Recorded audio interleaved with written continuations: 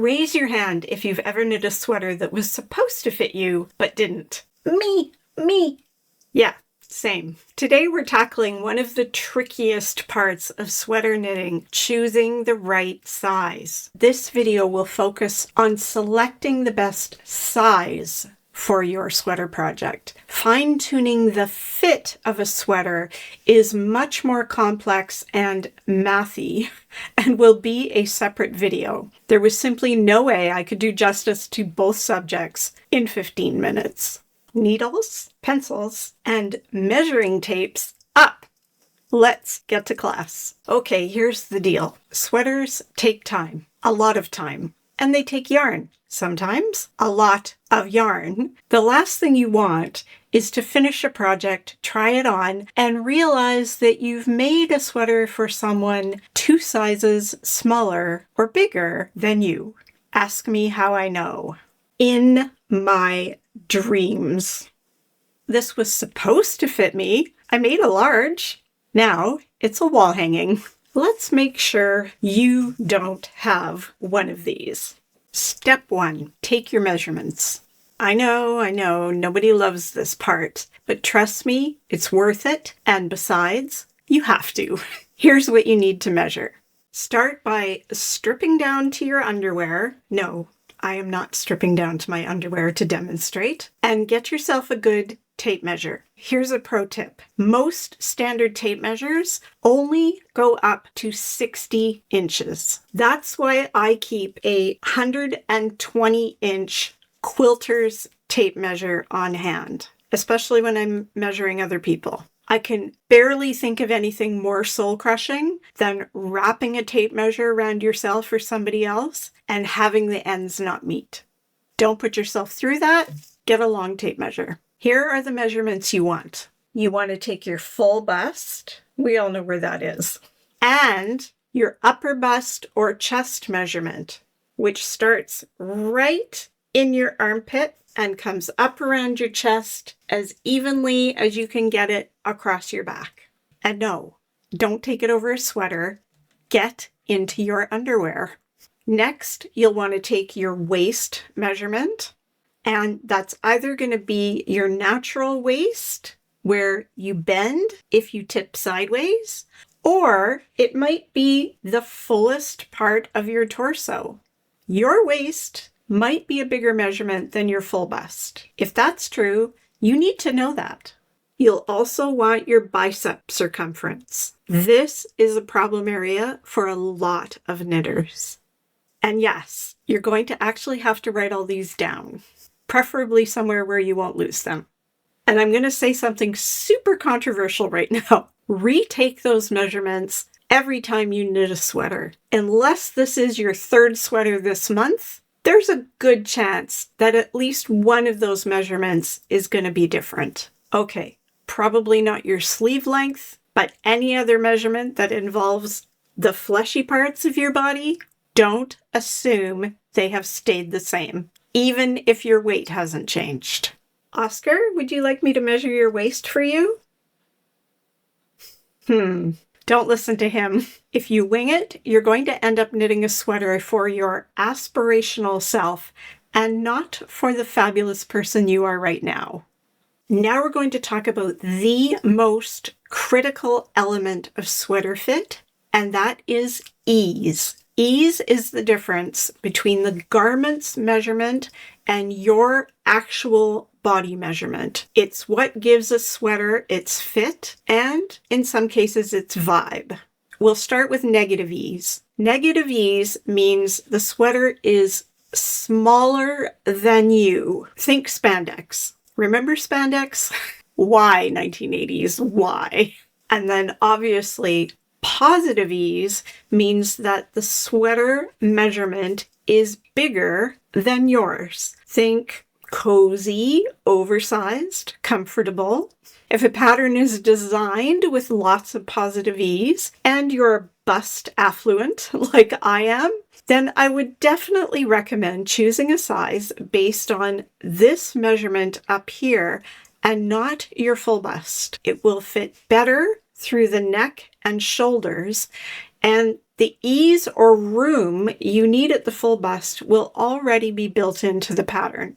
Now that you've got your measurements and you understand a bit about ease, let's compare your numbers to the ones on the pattern. Look for the finished measurements section of the pattern, or better yet, find the schematic, this scary looking page, and circle or highlight the measurements that are closest to your own. The more numbers there are on this page, the better it is for us to fine-tune that fit. But for right now, we're going to focus on selecting a size that will best fit in the neck, shoulders, and upper arm. In my opinion, these are the keys to a sweater that you will be happy to wear. I'll use the Grace Note sweater I'm wearing as an example of how to compare the pattern measurements to your own. This is a drop sleeve construction. So it has a very boxy body. For my fit preferences, there were two things that mattered with this pattern. One, that it fit me in the neck area and wasn't too snug or too wide. The other, that it was as comfortably snug as I could get it in the bicep. This is what makes a drop sleeve sweater more flattering. Those deep drop sleeves of the 80s were not flattering on anyone who wasn't a 10-foot tall toothpick. Prove me wrong. In this pattern, I actually could have gone with one of three different sizes. I could have gone with a 38-40, which would have snugly matched my upper bust. I could have gone two sizes up to the 46-48, which would have comfortably fit my full bust. But instead, I decided to go for the one in between, which was the 42-44, which doesn't match any of my measurements. It's true, there's a bit of an element of guesswork here, but there was a measurement on the schematic that made the decision for me.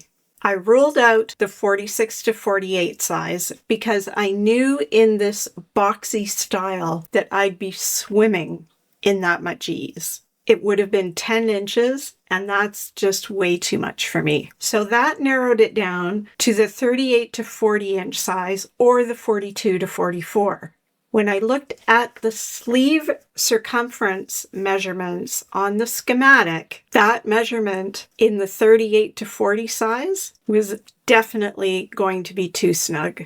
The measurement for the 40-42 inch size gave me just the right amount of ease in the bicep. And then aside from deciding how long I wanted this sweater, I was done. And the fit is great. Success. And the bonus is, now I know the next time I make a drop sleeve sweater, I can take the measurements directly from this sweater and find the size of the pattern that matches it the most closely. Are you still with me? Is it starting to make some sense? I know, it's all a bit confounding, but I'm here to help. Let's move on to the next very important size factor. Swatching is non-negotiable. Come on, you knew this was coming. Swatching is how you confirm the gauge and ensure that the sweater will turn out to be the right size. I'm begging you, don't skip this step. I really try to avoid declaring absolutes in knitting, but I swear by this one. If you're not going to swatch or swatch properly, someone's going to get a lovely sweater, but it's not going to be you. That's a generality, of course, but I firmly believe that it's way more common than any of us want to admit.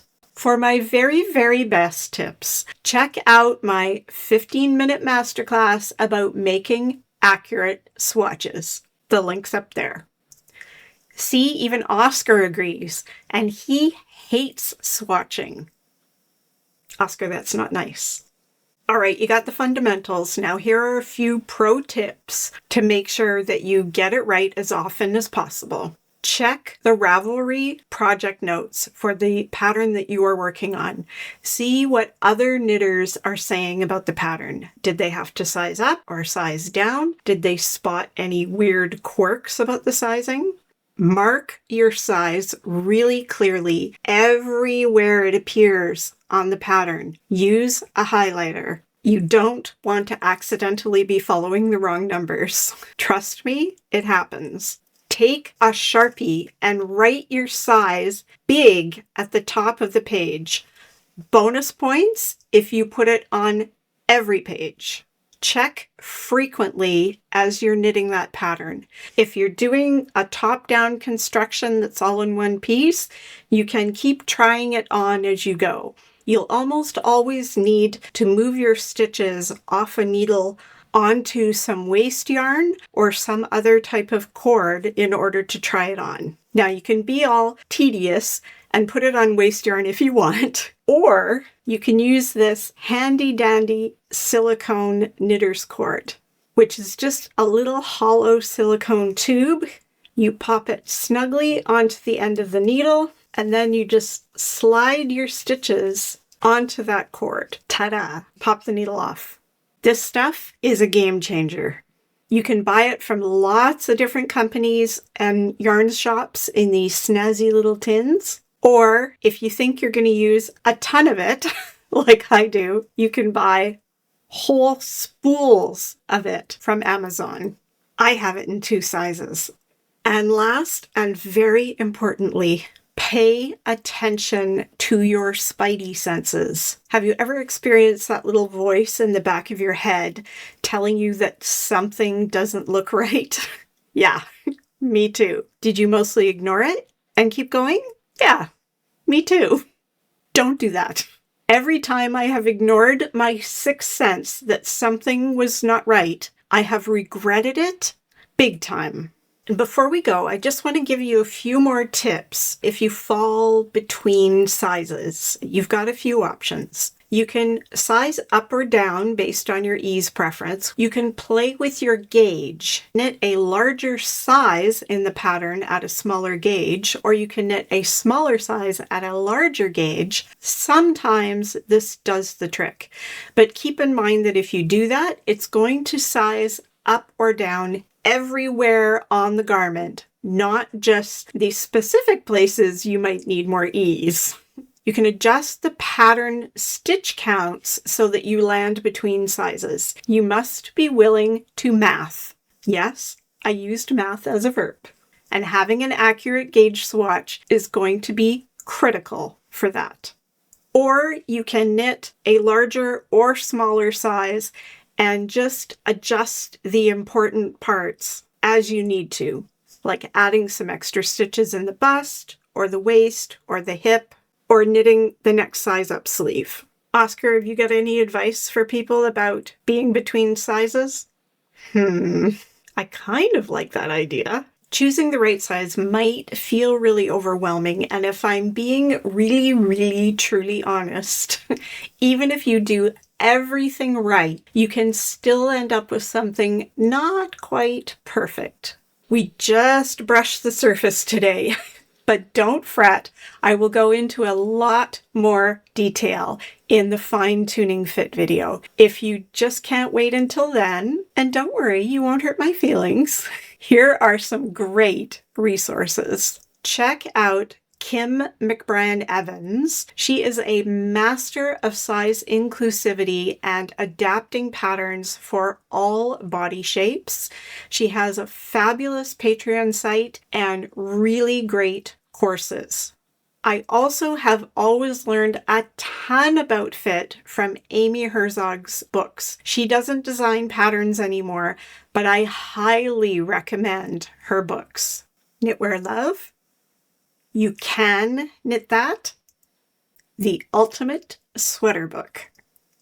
I also highly, highly recommend Patty Lyon's Knitting Bag of Tricks and her new workbook that accompanies the Knitting Bag of Tricks. She also has amazingly excellent online video classes that you can access through her website, pattylyons.com. Until next time, keep those needles clicking. And here's the link to the masterclass on swatching. I know, but it's good for you. It's like taking your knitting vitamins. I say goodbye, Oscar says goodbye, and we will see you in the next masterclass. Bye!